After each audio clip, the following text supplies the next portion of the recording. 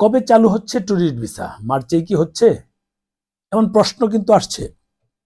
অনেকেই কল দিচ্ছে প্রতিদিন, এই আপডেট দেওয়ার পর প্রতিদিন কল দিচ্ছে। তার আগে বলে নেই, আমি যখন জানুয়ারির প্রথম সপ্তাহে 1 তারিখে একটা রিভিউ দিই, 1 বা 2 তারিখ, মনে করে দেখেন যে মার্চেই চালু হচ্ছে ট্যুরিস্ট ভিসা।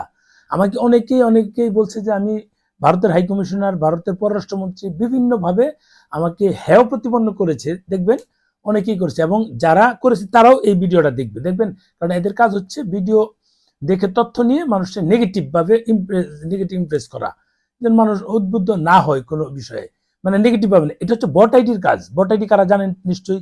এখন বট আইডির মানে একটু চাপ কমেছে। আগে যে 50,000 থেকে এখন হয়তো 1,000 অ্যাক্টিভ আছে বট আইডি। ওদের কাজ হচ্ছে এগুলা, কারণ ওদের হচ্ছে মানে পাকিস্তানি চিন্তা ভাবনা, আমাদের হচ্ছে ভারতীয় চিন্তা ভাবনা। কারণ আমরা জানি ভারত আমাদের 71 যেভাবে সহযোগিতা করেছে, এখনো পণ্যদ্রব্য কেনার ক্ষেত্রে ভারতের সাথে আমাদের কিনতে হয়, কিচ্ছু করার নেই। ডাক্তার দেখাতে হলে ভারতে যেতে হয়, আমাদের অন্য টুরিস্টের ক্ষেত্রে যেতে হলে ভারতে যেতে হয়, অন্য কোথাও কিন্তু হয় না। পাকিস্তান যারা যে কয়জন ইউটিউবার বলি বা যারা অতি আগ্রহী হয়ে পাকিস্তান গিয়েছিল, তাদের ক্ষেত্রে হয়তো বা ভিসার জটিলতা আসতে পারে, এটা আমার জানা নেই। হাই কমিশন এটা ভালো বুঝবে। মানে যারা অতি উৎসাহী হয়ে খুব দ্রুত, মানে পাকিস্তান এই ওই সেই, মানে দেশ স্বাধীন হওয়ার পর জুলাই আন্দোলনে যখন দেশ স্বাধীন হয়, স্বাধীন হওয়ার পর অনেকে স্বাধীন দেশে পাকিস্তান গিয়েছে, তাদের পিতৃভূমিতে অনেকেই গিয়েছে। এটা ডিফারেন্ট হিসাব। তাদের মাঝে কিন্তু ম্যাক্সিমামই ভারতে যাওয়া, ভারতে কন্টিনিউ যেতে হবে এমন লোকও গিয়েছে। যাক, সেটা বিষয় না। এখন হচ্ছে যে ট্যুরিস্ট ভিসা ছাড়বে কিনা, আমার এই কথাগুলি অনেকের বিরক্ত লাগে। দেখবেন কমেন্টস করবে, এই মানুষগুলি কমেন্টস করবে যে আমি এগুলো কেন বলছি, কথা বাহিরে অন্য কথা বলি। দেখেন কমেন্টস, দেখেন যে কমেন্টস গুলা এই বট আইডি গুলো করবে। এখন যেটা হচ্ছে, আমি জানুয়ারিতে বলেছিলাম যে ট্যুরিস্ট ভিসা চালু হচ্ছে মার্চ মাসে। আমি কিন্তু একটা ক্যালকুলেশন দেখিয়েছিলাম কিভাবে, যে নির্বাচন হচ্ছে 12 তারিখে, 12 তারিখ মানে 12 তারিখ দেখেন, ভিডিওটা দেখেন। 12 তারিখে নির্বাচন হচ্ছে, মার্চে চালু হচ্ছে ট্যুরিস্ট ভিসা এমন শিরোনাম দেওয়া, এবং বিএনপি ক্ষমতায় আসবে। এইটার পর আমাকে অনেকে বলেছে যদি জামাত ক্ষমতায় আসে তাহলে তো আপনাকে দেশে থাকতে দিবে না। আমি বলেছি জামাত ক্ষমতায় আসলে আমি বাংলাদেশ ছেড়ে দিব, বাংলা আমার অনেকগুলো দেশের ভিসা করা আছে, চলে যাবো, গিয়ে ওখানে লং টার্ম ভিসা করে নিব, কোনো অসুবিধা নাই, সিস্টেম জানা আছে। আল্লাহর রহমতে এই বাংলাদেশের জনগণ অন্তত এটা বুঝতে পেরেছে যে ওদেরকে ক্ষমতায় নিলে কি অবস্থা হবে। দেশের বিগত সময়ের অবস্থা তো দেখেছেন, আমাকে কিভাবে হুমকি দামকি দেওয়া, কি এই বটাইডিগুলোর কাজ। যাই হোক, এখন ইন্ডিয়ার সাথে বিএনপি এসে একটা সম্পর্ক উন্নয়ন করছে, এটা তাদের সহ্য হচ্ছে। বিভিন্নভাবে তারা বিভিন্ন কথা আছে, কিছু সাংঘাতিক আছে আমাদের মিডিয়াতে, কিছু সাংঘাতিক আছে, এরাও দেখবেন যে বিভিন্নভাবে বিরুদ্ধচারণ করছে। তারাও জানে এই বাইকটা ইন্ডিয়া থেকে ইম্পোর্ট করা, মানে টাকা দিয়ে কিনে, কিন্তু ইন্ডিয়া থেকে কেন, অন্যান্য অনেক কিছু আছে, খাবার দাবার, চাল ডাল, আদা পেঁয়াজ রসুন হলুদ মরিচ যা পারেন সব ওখান থেকে ইনপুট করা, পাকিস্তান থেকে কিন্তু আসছে না। তারপর বিরোধিতা করবে এদের, মানে একেবারে এটা নেচার নেচার। যাই হোক, এখন মার্চে হবে এটা বলেছিলাম, বিএনপি ক্ষমতায় আসবে এটাও বলেছিলাম, এবং আমরা আরো অনেক কিছু জানতাম, সেগুলো সবকিছু বলিনি, এবং সেভাবে কিন্তু হচ্ছে, এখন পর্যন্ত সেভাবেই হচ্ছে। প্রধানমন্ত্রী জনাব তারেক রহমান হবেন, এটাও কিন্তু তখন বলেছিলাম। এগুলো বলার মানে কি, মার্চ মাস কিন্তু এখন আসেনি। মার্চ মাস আসার আগে ফেব্রুয়ারির 13 তারিখ থেকে কিন্তু ব্যাপকভাবে আলোচনা শুরু হলো, যে মানে 1 মাস 12 দিন পরে কিন্তু এই আলোচনা চলে আসলো। আমি 1 মাস 12 দিন আগে বলেছি যে এই হবে, এই ক্ষমতা এই যাবে, কোনোভাবেই তারা আটকাতে পারবে না, এখানে বিশাল বড় গেম প্ল্যানিং আছে, অনেক কিছু আছে বলেছিলাম। ওইভাবে কিন্তু 13 তারিখ থেকে যখন দেখলো যে না, বিএনপি সংখ্যাগরিষ্ঠ আসন পেয়েছে, এখন ক্ষমতায় বিএনপি যাচ্ছে, এখন মিডিয়া থেকে শুরু করে বিভিন্ন জায়গায় কিন্তু কথা চেঞ্জ হয়েছে, এবং এটা যে পজিটিভ হয়েছে সেটা কিন্তু দেখুন, ভারত থেকে কিন্তু নরেন্দ্র মোদী, ভারতের প্রধানমন্ত্রী নরেন্দ্র মোদী কিন্তু এটা পাঠিয়েছে আমাদের, যে তখন তো আর প্রধানমন্ত্রী শপথ নেয়নি আমাদের তারেক রহমান, উনি কিন্তু শপথ নেয়নি, শপথ নেওয়ার আগে কিন্তু শুভেচ্ছা বাণী পাঠিয়েছে, কারণ আমরা তো জানি যে উনি হচ্ছে। এরপর যেটা হচ্ছে যে মানে শপথের সময় কিন্তু স্পিকার এবং পররাষ্ট্র সচিবকে পাঠিয়েছিলেন ভারত, সেটা কিন্তু জানেন। এরপরে কিন্তু আরো অনেকগুলো ঘটনা ঘটেছে। আমাদের এই আমাদের যে পররাষ্ট্র আছে, মন্ত্রী আছেন, উনি কিন্তু ওনার সাথে আমাদের যে বাংলাদেশে নিযুক্ত ভারতীয় হাই কমিশনার, ওনারা কিন্তু দেখা করেছে, মানে দুজনের সাথে আমাদের যে পররাষ্ট্রমন্ত্রী এবং প্রতিমন্ত্রী দুজনই কিন্তু শামা ওয়াজেদ সহ দেখা করেছে, খলিলুর রহমান সহ ওনাদের সাথে কিন্তু আলোচনা হয়েছে, ভিসা নিয়ে কিন্তু আলোচনা হয়েছে, বড় একটা আলোচনা হয়েছে। এই আলোচনা তো আমি 1 মাস 12 দিন 14 দিন 15 দিন আগে করেছি। আমি বলেছি মার্চের কথা, মার্চ তো এখনো আসলোই না, মার্চের আগে কিন্তু এই পরিবর্তন দেখা যাচ্ছে। আমরা আগে তথ্য জানি, অনেকে পরে তথ্য জানে, কি হবে সেটা বিশাল। আমি আদার পেপার হয়ে জাহাজের খবর বলতে গেলে অনেকে বলবে যে আমি কি করে জানি।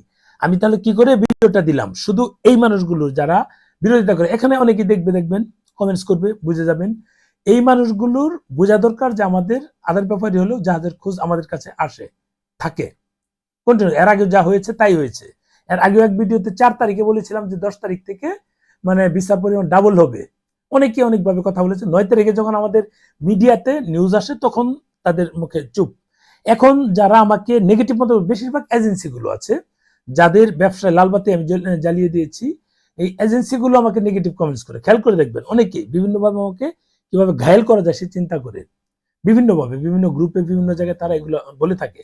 এখন এই এজেন্সিগুলোর কাজই হচ্ছে নেগেটিভ ভাবে করা।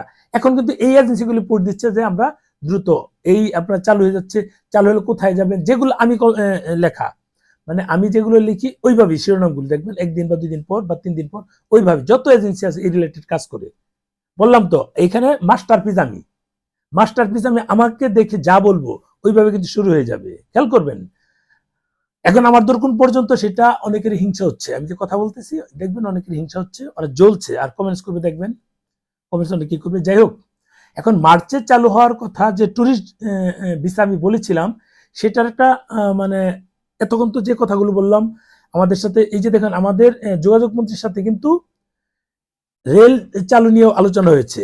আর সবচেয়ে সর্বশেষ আপডেটটা হচ্ছে যে আগরতলা ঢাকা কলকাতা একই বাস যে যাওয়ার কথা, ওই বাস দিয়ে কিন্তু আমি এসেছি কলকাতা থেকে। ওই মালিকই কিন্তু আমাকে ভিআইপি টিকিট দিয়ে পাঠিয়েছে, আমাকে কিন্তু কোনো মানে করতে হয় নাই, মানে ভিআইপি সার্ভিস দিয়ে আমি ঢাকায় এসে নেমেছি। ওই বাসে কিন্তু আগরতলা গিয়ে আবার আগরতলা থেকে ফেরত আসছে, পরের দিনকার ঘটনা আর কি। ওই ওদের যে বাস আছে, ওই রয়্যাল কোচের যে বাসটা আছে, এটা দিয়ে কিন্তু পাবেল ভাই উনি আমাকে এভাবে দিয়ে পাঠায়, ঢাকায় আসি। ওই বাসটা পরের দিনই কিন্তু কি হল, মানে গতকালকে বা পরশুদিনকার যেটা আপডেট যে সরাসরি সার্ভিস চালু হলো, মানে একটা আন্তর্দেশীয় বাস মানে কলকাতা আগরতলা থেকে বাংলাদেশে ঢুকবে, আবার বাংলাদেশ থেকে ওদেরই আরেক দেশে, এক প্রদেশ থেকে আরেক প্রদেশে যাচ্ছে বাংলাদেশ হয়ে।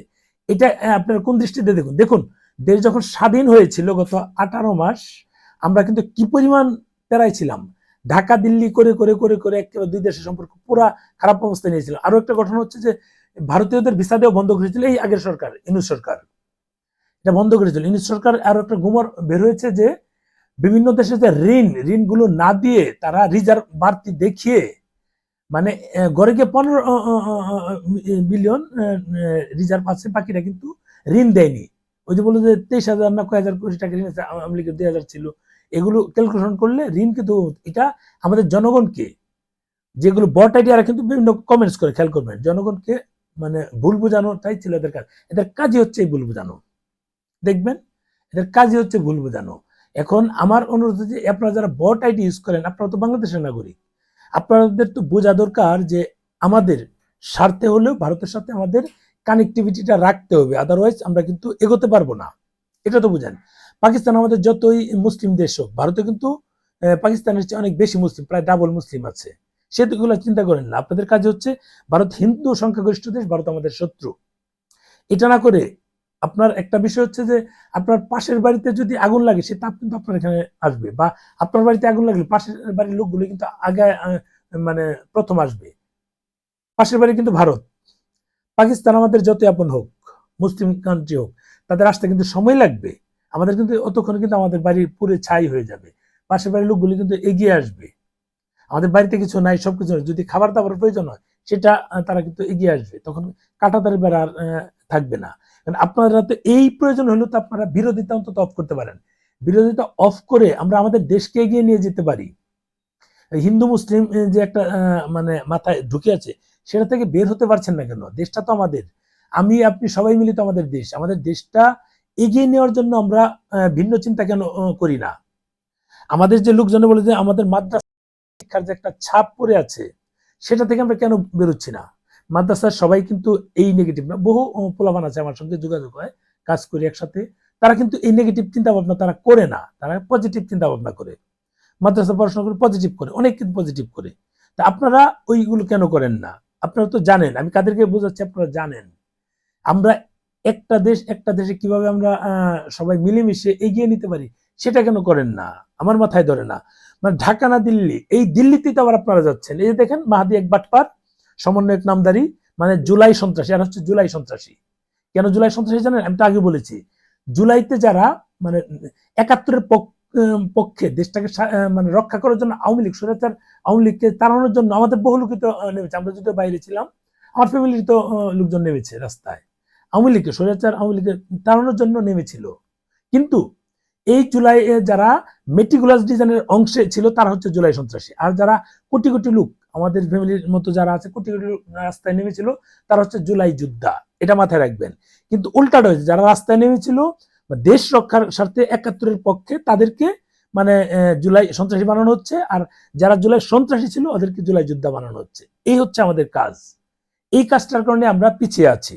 এদের কিন্তু কাজ হচ্ছে এটা, বট আইডি বলেন যাই বলেন, এদের বিভিন্নভাবে বিভিন্ন কিছু তাদের মানে ইলিগাল জিনিসটাকে কিভাবে বিভিন্ন সামাজিক যোগাযোগ মাধ্যমে কমেন্টস করে করে করে করে করে করে করে করে পজিটিভ বানানো হচ্ছে এদের কাছে, নেগেটিভ জিনিসটাকে। এদের যদি মানে যারা ঢাকা দিল্লি সারাদিন ফেনা তুলে, ওরাই দিল্লিতে ইউরোপে যাওয়ার জন্য এম্বাসি ফেস করার জন্য বেশিরভাগ যায়।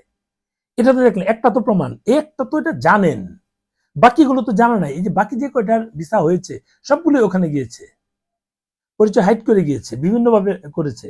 এছাড়া তো উপায় নাই, ওখানে তো যেতেই হবে, এম্বাসি ফেস করতেই হবে, এছাড়া তো গতি নাই। এই গতি নাই বলেই আমাদের মানে ঢাকা দিল্লি এই স্লোগানটা না দিয়ে আমরা আমাদের প্রয়োজনটা তাদের কাছ থেকে নিয়ে নেই।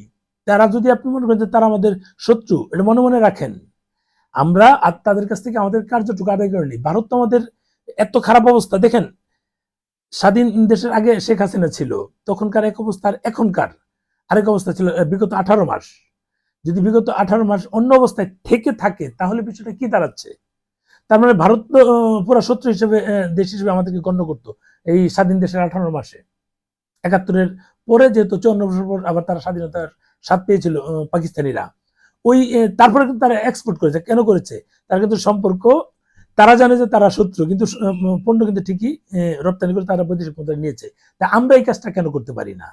আমরা কেন এখান থেকে বের হয়ে যাচ্ছি? এটা বুঝতে হবে। আমাকে তো এখন মানে রাস্তায় বের হলে এতে হুমকি দিবে অনেকে, দেখবেন ফোনে হুমকি দিবে, এই করবে সেই করবে, মুখ করবে, মব সৃষ্টি করবে। দেখুন এখন কিন্তু আপনার হাতে ক্ষমতা নাই, যদি মব সৃষ্টির চিন্তা ভাবনা করেই থাকেন। এখন কিন্তু ক্ষমতা চেঞ্জ হয়েছে। আপনাদের যে মূল মানে মানে ইন্টারন্যাশনাল বাটপার ছিল ইউনূস, সে কিন্তু চেঞ্জ হয়েছে, কাজে এখন আপনাদের কথায় সব চলবে সেটা ভাবার কোনো সুযোগ নাই। এখন কিন্তু আমরা চাচ্ছি, যেহেতু বিএনপি ক্ষমতায় আসছে, এখন একটা স্থিতিশীলতায় আসবে দেশে একটা স্থিতিশীলতা না আসলে আমরা কিন্তু প্রত্যেকটা লোকে কিন্তু বাজেভাবে আছে। আমরা যারা পর্যটনের সাথে যুক্ত খুব খারাপ অবস্থায় আছি। যারা দেখবেন যে কমেন্টস করে যে আমার ব্যবসা খারাপ, দালাল, এরা হচ্ছে ধান্দাবাজ, মানে সমন্বয়ক নামদারি। এরা হচ্ছে দেশটাকে, আওয়ামী লীগ যেমন 17 বছরে খেয়েছে, এরা 17 মাসে তার চেয়ে বেশি খেয়েছে। দুইটা আওয়ামী লীগ বলেন আর এখন যে দুইটা গিয়েছে সেম অবস্থা। এখন একটা দল এসেছে, তারা তাদেরকে একটা সময় দিতে হবে স্থিতিশীলতা আনার জন্য, সেটা কিন্তু সময় দিবে না। এই বটগাটিগুলো কিন্তু বিভিন্নভাবে দেখবেন, কমেন্টস করবেন, বিভিন্নভাবে কিন্তু তারা নেগেটিভ ভাবে সবকিছু উপস্থাপন করে। একটা সময় দেওয়ার প্রয়োজন, আমাদের তাদেরকে সময় দিতে হবে, তা নাহলে কিন্তু তারা এগোতে পারবে না। নতুন সরকার এসেছে, তারা দীর্ঘদিন ক্ষমতায় ছিল না, এখন আইন শৃঙ্খলার একটা স্থিতিশীলতায় নিয়ে আসতেছে।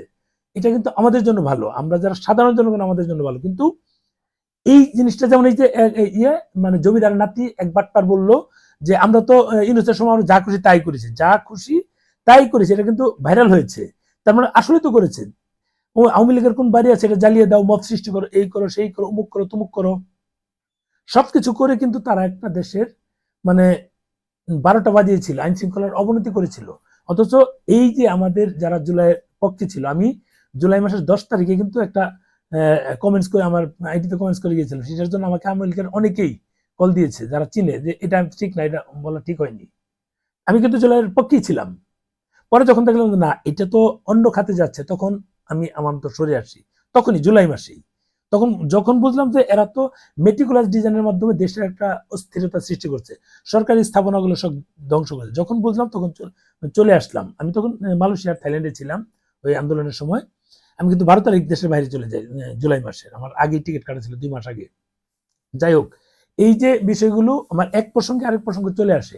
এখন মূল প্রসঙ্গ ছেড়ে দিয়ে আমি কথা বলি যে এখন যে আমাদের নতুন প্রধানমন্ত্রী হয়েছেন, উনি চেষ্টা করছেন যে ভারতের সাথে একটা কানেক্টিভিটি বৃদ্ধি পাক।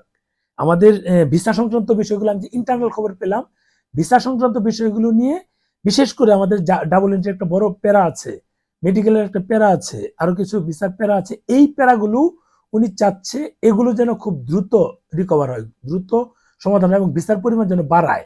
যদি এই কথা অনুযায়ী যে আমাদের এখান থেকে রিকোয়েস্ট করা, আমাদের সরকার থেকে, এখন সরকার থেকে রিকোয়েস্ট করা হয়েছে, যদি এই সরকার রিকোয়েস্ট অনুযায়ী ভারত যদি দ্রুত সাড়া দেয়, তাহলে হয়তোবা আমরা পজিটিভ কিছু আশা করতে পারি। পজিটিভ কিছু আশা করতে পারি। কিভাবে করতে পারি?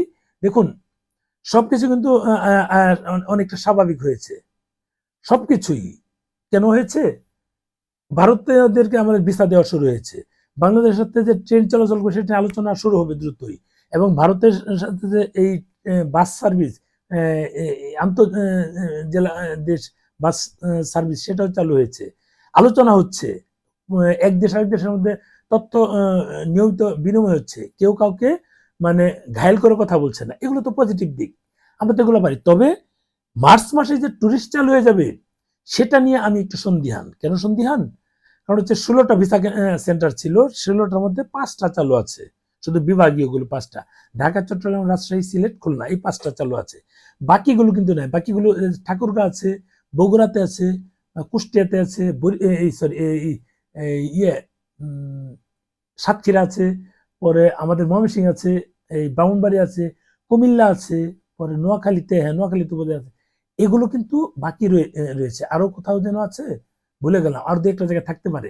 এই যে সব মিলিয়ে 16টা সেন্টার, সেগুলো কিন্তু 11টাই এখনো মানে অফিস প্রায় বন্ধ হয়েছে। সেগুলো লোক আসবে, বসবে, তাদের অফিসের গোছানোর বিষয় আছে, লোকজন নিয়োগের বিষয় আছে, আইন মানে নিরাপত্তার বিষয় আছে, তাদের যে অফিসিয়াল ডেকোরাম গুলো, সার্ভারের যে বিষয়গুলো আছে, এগুলো শেষ করতে করতে কিন্তু সময় লেগে যাবে। ওই হিসাবে আমার মনে হচ্ছে হয়তোবা অন্যান্য ভিসার পরিমাণ বাড়াবে, কিন্তু টুরিস্ট ভিসাটা হয়তোবা এখানে নাও হতে পারে। তবে তারা যদি চায় সীমিত পরিসরে, ধরেন যে যদি মনে করেন যে তারা কি করবে, স্লট আকারে টুরিস্ট ভিসা ছাড়বে সীমিত পরিসরে, যারা পাবে তারা নিয়ে নিবে। যদি ওপেনই করে দেয় তাহলে পসিবল হবে না। এই 5টা ভিসা সেন্টার দিয়ে যদি ওপেন করে, তাহলে তো যমুনা ভিসা থেকে আমাদের রামপুরা চলে আসবে, আমার বাসার কাছ পর্যন্ত চলে আসবে সিরিয়াল। আমার মনে হয় না যে তারা ওপেন করবে। আমার মনে হচ্ছে স্লট আকারেই দিবে, তবে একটা লিমিট রেখে, যেমন মেডিকেল ভিসার 1400-1500 দিয়ে আসছিল এই ঢাকাতে, অন্য জায়গায় মিলে মিলে হয়তো 2500-3000 হতে পারে, সব মিলিয়ে সেটা দিচ্ছিল। এরকম হয়তো একটা সীমিত সংখ্যক দিতে পারে, যদি তাও দেয় তাও ভালো। কারণ অনেক দেশের ভিসা আছে, টুরিস্ট ভিসা করে তারা কিন্তু এম্বাসি ফেস করতে যেতে পারবে, যেটা মেডিকেলে পসিবল না, ইমিগ্রেশন গুলো ঝামেলা করছে। যদি ইমিগ্রেশন সব জানে, তারা কিন্তু ছাড় দিলে পারে, দিচ্ছে না। অথবা ইন্ডিয়া সরকার, যদি ভারত সরকার যদি চায় আমাদের ডাবল এন্ট্রি স্লট গুলো বাড়িয়ে দিতে, তাই না? কেন দেন আমরা জানি না, তাদের পলিসি তারা ভালো জানে, এ হচ্ছে বিষয়। তবে যদি মানে খুলে দেয়, এভাবে খুলতে পারে, হয়তো বা এপ্রিলের পর মে মাস থেকে আমরা প্রত্যাশা করছি ভারতীয় টুরিস্ট ভিসা, আর বাকিগুলো তো হয়তো আরো আগে বেড়ে যাবে।